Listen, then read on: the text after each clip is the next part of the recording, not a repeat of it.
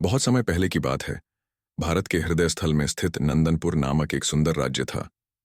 इस राज्य के राजा वीर प्रताप सिंह एक न्यायप्रिय, बहादुर और प्रजावत्सल शासक थे। उनकी रानी रूपवती न केवल अनुपम सौंदर्य की प्रतीक थीं, बल्कि विदुषी और धर्मपरायण भी थीं। वे आयुर्वेद और संगीत में निपुण थीं और राज्य की स्त्रियों को शिक्षा और स्वावलंबन की प्रेरणा देती थीं। राजा वीर प्रताप हर दिन सूर्योदय से पहले उठते, ब्रह्म मुहूर्त में ध्यान और योग करते और फिर दरबार में प्रजा के मामलों का निपटारा करते।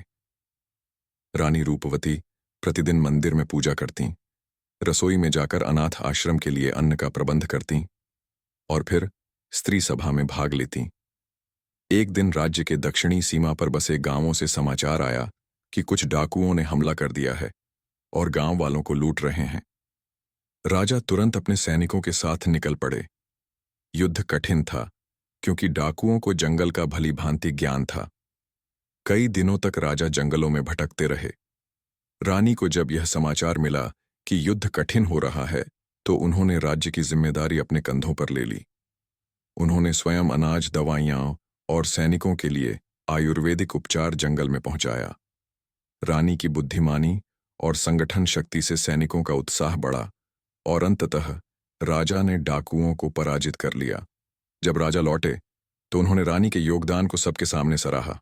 उन्होंने कहा, रूपवती केवल मेरी अर्धांगिनी नहीं, अपितु इस राज्य की शक्ति है। आज नंदनपुर इसलिए सुरक्षित है क्योंकि रानी ने धैर्य, बुद्धि और सेवा से हर जिम्मेदारी को निभाया। इसके बाद राजा और रानी ने मिलकर राज्य में एक विद्या मंदिर की स्थापना की, जहां लड़कियों को शिक्षा, संगीत और आत्मरक्षा की शिक्षा दी जाती थी। उन्होंने यह संदेश फैलाया कि एक राज्य तभी प्रगति कर सकता है जब उसकी स्त्रियां सशक्त हों। नंदनपुर वर्षों तक समृद्ध और शांत रहा। राजा वीर प्रताप और रानी रूपवती का प्रेम, समर्पण और सेवा भारतीय संस्कृति के मूल्यों का प्रतीक बन गया।